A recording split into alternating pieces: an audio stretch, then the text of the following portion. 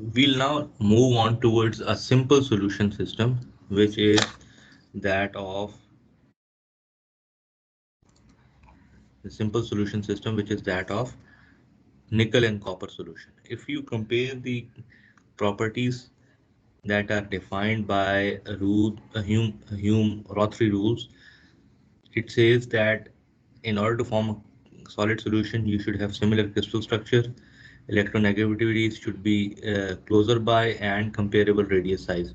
So copper and nickel, they both have FCC crystal structure. The electronegativities are very comparable, and the radius are also very similar, suggesting that nickel and copper are totally miscible in all proportions. They can completely get dissolved into one another. So the phase diagram that you have that indicates the phases as as a result of temperature and composition and pressure, it is basically this phase diagram. If you see over here, on which side do you have 100% nickel?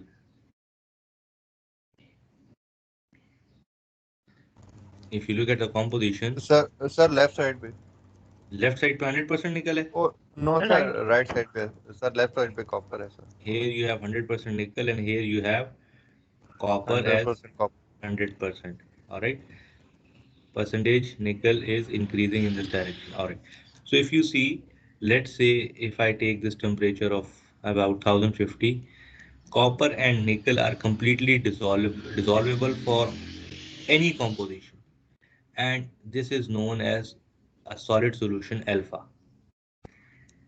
So whether you have 0.1% copper or whether you have 99.9% copper, it's basically dissolvable in nickel. All right.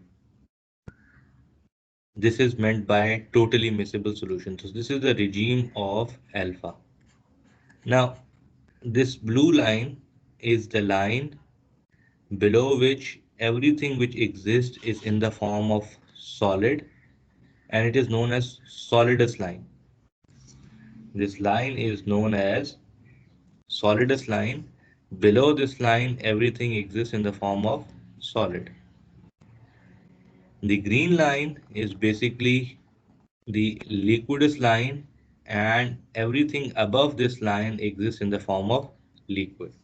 All right. And Correct, sir. this phase diagram is developed at 1 atmospheric pressure. Now, if I ask you that how many phases are there in this phase diagram, so what would be your answer? Sir 3 Three phases. Which three phases? Sir एक तो FCC वाला solid हो गया और एक liquid हो गया और एक ये जो इंटरमीडिएट है इनमें फेज के नाम बताए ना मुझे, फेज कौन से? Solid liquid. Solid sir liquid. Solid liquid and और उसका सर मिक्सचर है सर सॉलिड एंड फिर एल अल्फा और L plus alpha sorry, phases. Sir alpha और L Alpha, L, plus alpha alpha plus L. Is this a phase? नहीं कहा था कि फेजेस को अल्फा बीटा और थीटा से रिप्रेजेंट करते हैं. तो ये अल्फा प्लस लिक्विड जो है ये फेज है, यही पूछ रहा हूँ मैं आपसे. इसमें ये कहाँ से आ गया कि थीटा बीटा से रिप्रेजेंट करते हैं?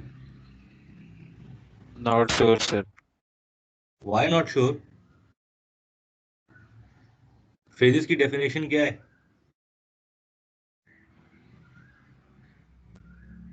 फिजिकली एंड केमिकली डिस्टिंक्ट तो part of material sir. Alpha plus liquid क्या चीज है? सर मिक्सचर किसको कहते हैं? नहीं है फेज सर. मिक्सचर किसको कहते हैं? सर जिसमें एक से ज्यादा फेज हो. तो अल्फा प्लस लिक्विड क्या है? दो फेज हो गए सर. दो फेजेस जो है ये क्या बना रहे हैं? सर मिक्सचर फेजेस कितने हैं फेज डायग्राम में? दो सर Essentially, दो हैं और एक मिक्सचर है.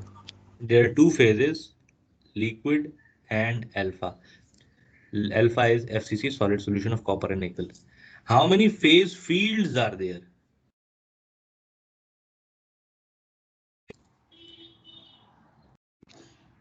Phase 3 sir. fields. 3. Very good. कौन सी तीन है? सर एक नीली वाली, एक ग्रीन वाली और एक व्हाइट वाली. यार अब ये बच्चों की तरह तो नहीं मुझे बताओगे ना, नीली पीली और ये फील्ड्स के नाम बताओ. Sir liquid. सर एफसीसी और लिक्विड और उसके बाद सर मिक्सचर. सर इन दोनों का मिक्सचर है. These are the three fields. The field where you have alpha phase, the field where you have liquid phase, and the field where you have liquid plus alpha phase. ठीक है? जी sir. All right. Now, uh, this phase diagrams basically help you identify the number and types of phases depending upon the temperature and composition. So if we know the temperature and composition, we can find out the number and types of phases present for that temperature composition. All right. So let's say I have A at 1100 degrees centigrade and 60 weight percent nickel. How many what are the how many number of phases are there and what are the types of phases present? Sir one phase. Sir one phase और FCC phase है sir. Phase FCC नहीं है बेटा, phase is represented by alpha. जी sir. ठीक है. अच्छा. For 1250 degree centigrade 35 8% निकल, क्या सूरत हाल है? सर दो फेजेस हैं, L plus alpha. Very good. So for 1250 degree centigrade, 35 8% nickel, you have two phases, liquid plus alpha. All right. Now there is another important aspect which is composition of phases. How do you determine the composition of phases? So let's say if we know the temperature and composition, then how do we identify the composition of each phase? So I have selected a portion of this copper nickel system which is from 28% nickel to 58% nickel. This is the region that I have selected. All right.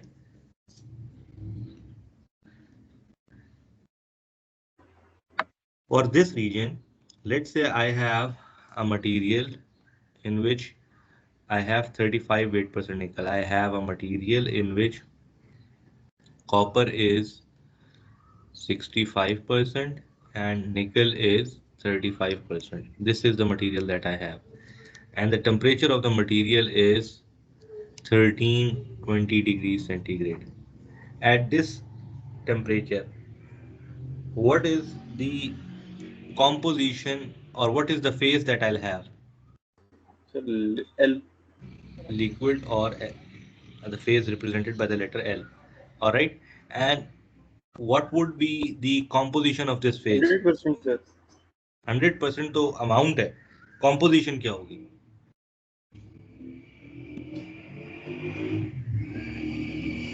Composition से मुराद ये है कि इसमें copper कितना होगा, निकल कितना होगा.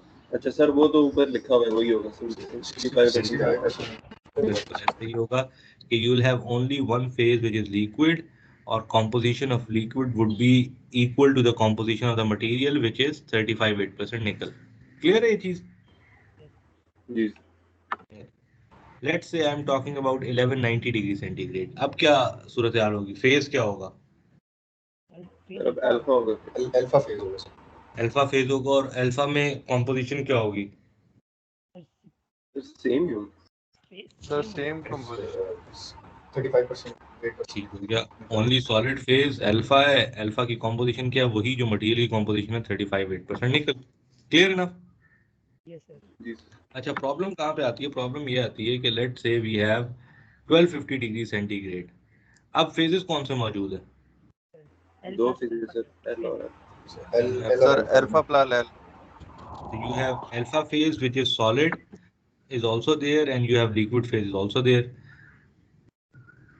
तो अब out of this 35 weight percent निकल, लिक्विड की कॉम्पोजिशन क्या है और अल्फा की कॉम्पोजिशन क्या है? सर कॉम्पोजिशन तो सर ये लिक्विड की ज्यादा होगी ना, क्योंकि ज्यादा लिक्विड के नजदीक है लिक्विड फेज। क्या हुआ? लिक्विड की कॉम्पोजिशन ज्यादा होगी ना सर? लिक्विड की कॉम्पोजिशन ज्यादा होगी। Yes, लिक्विड में किस चीज की कॉम्पोजिशन ज्यादा होगी? चले लिक्विड फेज की sir, liquid plus alpha phase है ना, तो मतलब इन टोटल लिक्विड। देखिए देयर इज अ और डिफरेंस, फिर निकल की भी एज अ रिजल्ट ज्यादा होगी composition. There is a difference between composition and amount. I am not talking about the amount of liquid and solid, I am talking about the composition. Composition से मुराद ये है कि निकल उसमें कितना है और कॉपर कितना है। सर निकल लिक्विड में ज्यादा होगा मेरे ख्याल से। अच्छा, आपके ख्याल में निकल जो है वो लिक्विड में ज्यादा होगा। चले, how do you, what do you think? Why do I think sir, why do I think this way? नहीं, वो तो चले आपने बता दिया क्योंकि लिक्विड की अमाउंट ज्यादा है तो इस वजह से आपने कहा कि लिक्विड निकल जी भी जी उसमें जी, ज्यादा। ये सर। चले, वो that is another thing, but what do you think would be, और how do you think would you find out the amounts for the two phases? Sir मेरे ख्याल से अगर हम इसका मिडवे ढूंढे तो मतलब ये जो एक पूरी एक बार है जो L प्लस ए के अंदर है, L प्लस अल्फा के अंदर है सर, सही। इसका सर मेरे ख्याल से जब मिडवे होगा, मिडवे पे ऐसा होगा कि लिक्विड भी 50% होगा और अल्फा भी 50% पे होगा।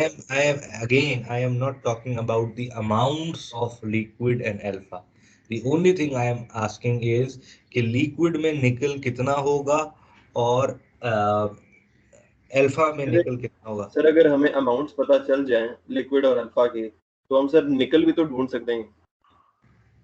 ये कैसे ढूंढ सकते हैं? क्योंकि सर देखें अगर लिक्विड ज्यादा है तो उसमें निकल भी ज्यादा होगा।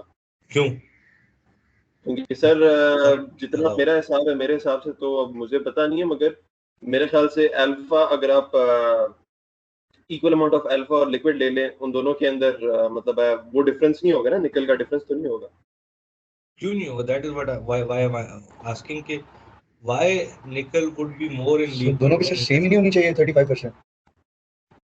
35%। दोनों की 35% सेम नहीं होनी चाहिए क्योंकि टेम्परेचर कंपोजिशन को तो नहीं चेंज कर रहा, वो तो सिर्फ फेज चेंज कर रहा है। अच्छा, चले देखते हैं। ये तो basically will be looking into it once will be looking into solidification. Temperature के साथ कंपोजिशन चेंज हो रही होती है। Let me explain it to you कि how you will find it out. You are standing at this point B, alright? जी sir. अच्छा, at this point you'll draw a isothermal line, a straight line which is known as the tie line, alright? सही sir. The point where this tie line intersects the liquidus would give you the composition of nickel in liquid, and the point where this tie line intersects the solidus would give you the percentage of nickel in solid. All right, so the composition of liquid is essentially 32 weight percent nickel, and the composition for solid is essentially 43 weight percent nickel. All right, अच्छा sir, all right. जी sir. अब आपका एक सवाल हो सकता है कि इन दोनों को जब हम एवरेज लेते हैं तो 35 तो नहीं आता।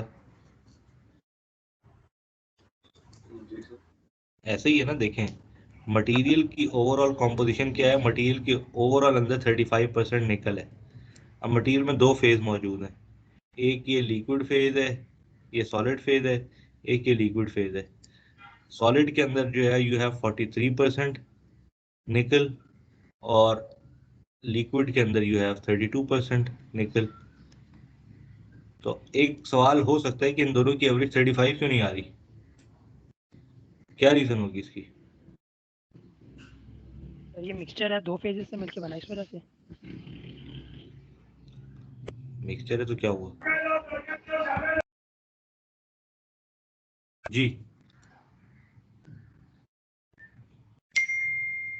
सर लिक्विड और जो सॉलिड है सर वो इक्वल अमाउंट्स में भी नहीं है इसलिए। बिल्कुल, एवरेज तो तब 35 आएगी जब दोनों इक्वल अमाउंट्स में हो। इस इस लिक्विड का भी उतना ही कंट्रीब्यूशन है जितना सॉलिड का हो। अगर आप अभी देखें तो अभी liquid is more as compare to solid. Alright, जी सर। तो इस वजह से इक्वल कंट्रीब्यूशन नहीं है, बट ओवरऑल कॉम्पोजिशन मटेरियल की 35 ही होगी।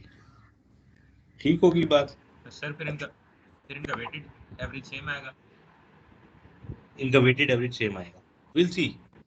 अब नेक्स्ट चीज यही है कि how do you find out कि लिक्विड की अमाउंट कितनी है और अल्फा की अमाउंट कितनी है।